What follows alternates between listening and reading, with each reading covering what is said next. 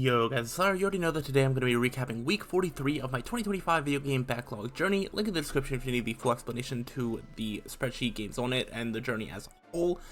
But we are getting closer to the end of the year. We only have about 2 months left. So I'm going to talk about how this week went. So I will do a recap of the previous week, then I will dedicate a section of the video where I will dive a little bit deeper into each of the games that I played that week, and then I will preview the week ahead. So last week, where we left off, I definitely, touched on some points where I was like, doing this can sometimes feel like a slog and whatnot. I got some really nice comments, and it was really cool to see that people do not only watch this, but it's actually helped some people like with their like backlog journeys and things like that. So that's really awesome, and it definitely did help like motivate me, or just like realize that I don't know, this is still like worth doing, and I'm really glad that I've like committed myself to it. It can feel a little frustrating when it's like, all right, it's another week, but I don't have like a game to complete, so it's just kind of the same old. And while that part of it can feel frustrating, I mean, the fact of the matter is, like, I'm still playing the games, I'm still committing some time to the backlog, and I'm still enjoying playing video games. So like this journey hasn't like ruined my like ability to enjoy video games or anything like that. So even though I've made peace with the fact that this is definitely I'm not finishing every game on this list this year. I think I can still, sort of, I don't know, take solace or whatever in the fact that, like, I'm, still actively committing some time to it. So let's get into the specifics in terms of what I did put some time into. I was able to put a little bit of time into a little bit of everything. So Disco Elysium, I did put a little bit more time. It's still going. That's about all I can say. I will expand on that a little bit in the next section of the video. Fable 2, I've probably played the least out of the games on the list, but that's also one that, am still playing, and it's going. And then, like last week, the game that I've actually put the most amount of time into from the backlog is Fire Emblem Echoes Shadows of Valencia. I really like Fire Emblem, and I'm excited to talk about that. I think this week I am going to start something. I don't, each week I can decide what I want to do, my video, my rules. But I had said that I wasn't going to talk about new games, but I think I might make an exception and maybe talk about like one new game a week, just to sort of highlight like, hey, here's this game, just to give sort of like a brief overview. So in terms of the new games that I'm playing, at this point, I'm going to go ahead and just put Sonic Racing Crossroads as complete, because I'm just not really playing it. It's not a game that has a finish, so it's not like a game that I've dropped. Even though I only have like about 2. I'm not sure if 2 hours is accurate. It's definitely no more than 3. But at this point, with all the other games that I'm playing, it just almost doesn't make sense to play any more Sonic Racing. I think I've gotten like the opinion that I need on it. So yeah. Tales of Iron 2 was his winner. I think I'm actually on like the final level, and I think literally today I might actually beat it. So that's very exciting. My playthrough of Date Everything is going well. My playthrough of the 109 Last Defense Academy has started. Drop Duchy has sort of started to take a backseat. I've been, been playing that, but I have been playing less of that lately. Ball Pit is actually the game that I think I want to highlight today. It is the newest game that has come out on the list of games that I'm playing, and I think it's really good. It's kind of addicting, and I think it's going to be the game that I'm going to highlight today, so I will talk about that a little bit later. And then Ghost of Yotei, I put a little bit of time into. It's not really hitting the same way as Ghost of Tsushima, but I think especially once I'm done with Tales of Iron 2, and I'm kind of running out of PlayStation games, unless I start one on the backlog, then I might focus a little bit more attention onto Ghost of Yotei, and I might have more to say about that in the future. And then Hades 2 is here, but I actually haven't started it. That's mostly because I have so many other PC games, and so I just haven't really started it, but I would like to.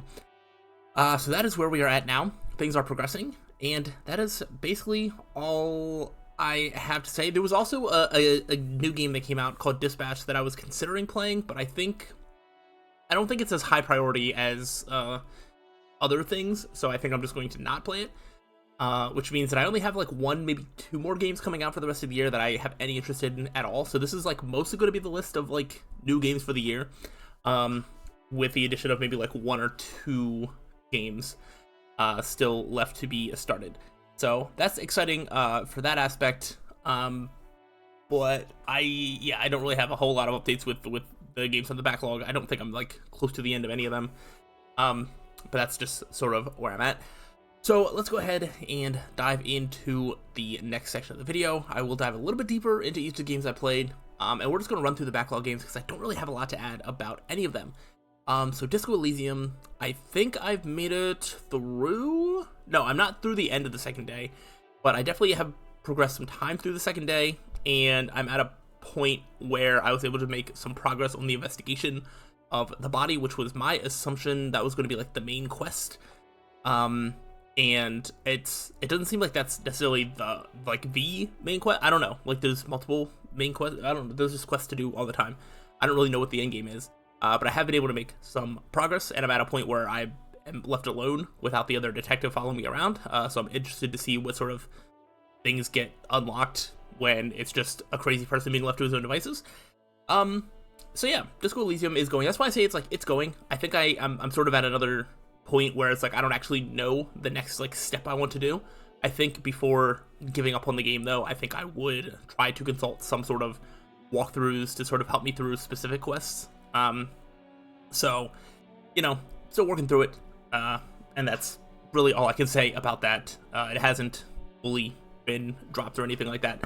I haven't been forgetting about it, and I have been putting some time into it. So that's exciting. But that's all I have to say about Disco Elysium, so I'm just going to transition right into Fable 2, which I also don't have as much to say about. Fable 2 is... It's a game. It's a game that's very fine. I think... I was actually thinking about this last night when I compare it to the first Fable game. I feel like the first Fable game has higher highs, but also way lower lows, whereas Fable 2 is just like fine the whole time. Like every time I'm playing it, I'm like, nothing's like too hard. You have like unlimited mana. Like magic just keeps getting upgraded. You just follow the quest trail, so it's not like you're getting lost. There's no like puzzles. There's not really like a lot of challenge. Sometimes there's a lot of enemies and it takes them a while to die. But there's just like, I don't know, Fable 2 just isn't like standing out in like a crazy way, but it's not really frustrating to play, so it's not like I want to stop playing it. But I don't know, I just don't know how invested I am in Fable 2 as a whole. It's just like, I like playing it, but I don't love it, you know? And I feel like there's other games that I played this year that like I love, and I think there was parts of even the first Fable game that I felt like I was invested more in. Fable 2 I'll play for like 15-20 minutes and I don't feel like it's gripping me. And so that's like the only thing I have for that. But I mean, I've done a couple play sessions this week and I feel like I'm making a decent amount of progress. So that's exciting.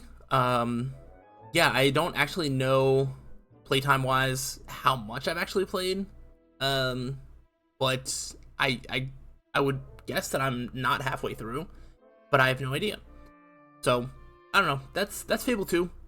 It is what it is, and it's definitely making me just look at Fable 3, being like, do I really want to play Fable 3? I don't know. I might do a little bit more research about Fable 3 to see if it's worth playing or not. But Fable 2, I'm still going to stick with it because I want to. And then the final backlog game for today is Fire Emblem Echoes: Shadows of Valencia. I am at about 10 to 11 hours of playtime. It is a game that I am absolutely loving. I have started to reach a point of the game where the battles are starting to get a little bit more difficult. Thankfully, this game does have I don't even remember what it's, I guess in like Three Houses or whatever it's called, like Divine Pulse, where in this game it's called the turn wheel, where you can, if a character dies, you can use the turn wheel, go back like a couple of movements and like redo movements without having to reset the whole game. So that is very helpful, and I just wish that every Fire Emblem game had that, because that would be very nice. Fire Emblem Echoes also just has like this really interesting concept where I knew that it's centered around two protagonists. You have Alm and Celica, and you control both, and it's like kind of at the same time. Like they're both on the overworld map, and like you choose which one. Like you can go back and forth. You can do a couple battles in a row with one of the armies. So it's really interesting. I have noticed that if you commit too much to one army, enemies will start spawning on like the other protagonist side, because they're like divided. They're going on two separate paths. And if you commit too much to one, you can be like ambushed by enemies and stuff like that. So that's like a twist. There was one that I got ambushed and then one of my characters almost died turn 1 though, so that's very scary, and hopefully that's not something that can happen. But yeah, it's definitely been some scary stuff, but it's make me think, use my noggin, and yeah, it's been a good time. I really like Fire Emblem, and so far so good, even though the battles are taking a little bit longer because they are getting a little bit more difficult. But I guess technically that's kind of what I asked for. Early in the game, I was under the impression that the places to change classes and do all that stuff was going to be a lot more plentiful. I've definitely been struggling to find like another place to level up. I keep getting these notifications that like this character is eligible for this class or whatever, and then I still haven't found anywhere to change classes. So that's the only holdup I have right now. But I also haven't done like, there's a lot of overworld map area to be explored because there's so many enemies in the way. So just fighting through them and doing my best, but it is a really fun time so far, and it is the game that I continue to put the most amount of time into because I do really enjoy it. So that's going to do it for the backlog. I am going to go ahead and within this section of the video, I will highlight one new game, and this week I am going to talk about Ball Pit. Ball Pit is a game, I believe it's available in all platforms, I don't know. I'm playing it on PlayStation because I just like the feel of using it with a controller, and I prefer my PlayStation controller to my PC controller. So, and yeah, and like I know you can like cross to them. I have my setup, it's fine. And so what it is kind of like a roguelite game where you shoot these balls at these like enemies. You're like on like a grid, like a Tetris grid type thing that's like moving, and you just need to destroy the obstacles, and then you can get upgrades for the balls to do more damage or have special effects, things like that. And in doing so, you unlock blueprints to build houses, which then gets you new characters. Each characters have different stats, and as soon as you like, I don't know, like it's repetitive, but in a way that like you constantly are unlocking stuff, and then it seems like there's so much to unlock. I've only beaten the first level, and you can scroll down and see that there's like 7 or 8 different levels. I have like 4 or 5 different characters, and there's definitely way more than that.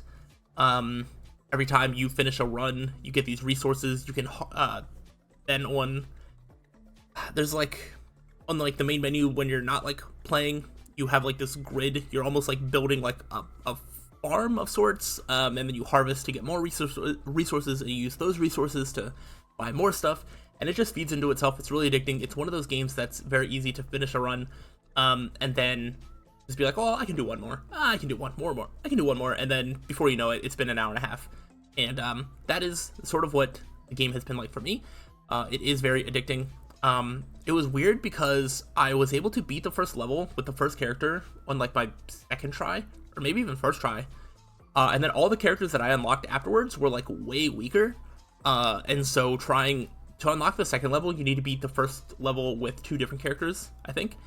And trying to beat the first level with the second character took to me it felt like a really long time. I like the playtime I have is only about 4 hours.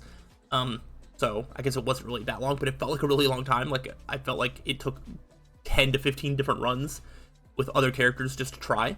When you fail runs, you also get experience with the characters, and the characters themselves can level up and get more stats, and so that's why it's worth doing with the same character over and over, or with different characters, because just because you can't do it with a character once doesn't mean you won't be able to in the future, because you level them up. So yeah, there's just so many things. You can construct these buildings that will add stats to your characters and add effects to your runs. It's just, I don't know. It seems so basic, but there's like so much depth to it that's really, really fun. And yeah, it's a game that I am enjoying a lot. It's a good game to just kind of throw on and play. And yeah, I don't know. I think it's really cool, and it's a game that I wanted to highlight this week. So as of right now, I think I will highlight a new game from the list every week, just to go along with the backlog, especially when I don't have new backlog games to talk about. So I don't know. We'll see how that goes and how people feel about me doing stuff like that. But I am going to go ahead and transition to the final part of the video, which is just previewing the week ahead. I don't expect the week ahead to be that much different than the previous week. I'm probably just going to be, you know, popping around from game to game, putting a little bit of playtime into everything. I assume I'll put a decent amount of time into Fire Emblem, but that is the longest game left. so I don't expect to be able to get close to the end within the span of a week while I'm balancing other games. Tales of Iron 2 is definitely a game that I am going to finish. I believe I'm on the last level, and I don't plan on going and doing all the extra side quests and going for the platinum trophy like I did the first game. I think just beating the final boss and setting it to the side is going to be good enough for me. I would like to start Hades 2, and I will be continuing my playthrough of Date Everything and the 100-line Last Defense Academy. So yeah, I think I'm sort of whittling things down now that I'm not adding more games. It is getting a little bit better. Like, I haven't been playing Sonic Racing. Like, I beat Is the Seat Taken a couple weeks ago. I'm like getting toward the ends of Tales of Fire 2, and I'm like, okay, things are starting to like settle down, get back to normal, and I'm like not overloading myself as much, which is really, really nice. But that's all I have for today. Let me know if you have any thoughts, comments, questions, concerns about anything that I talked about today. Like I said, this is week 43, so we are, I've got like 9 more weeks, so that's kind of crazy. And we'll see what we can do in those 9 weeks, see what I can play and get out of the way, and, you know, I'll just keep doing my best and keep having fun playing games, because at the end of the day, that is what matters most. So, that's been the update. Hopefully you have enjoyed. If so, let me know, but I will see you all around next week for week 44. Goodbye.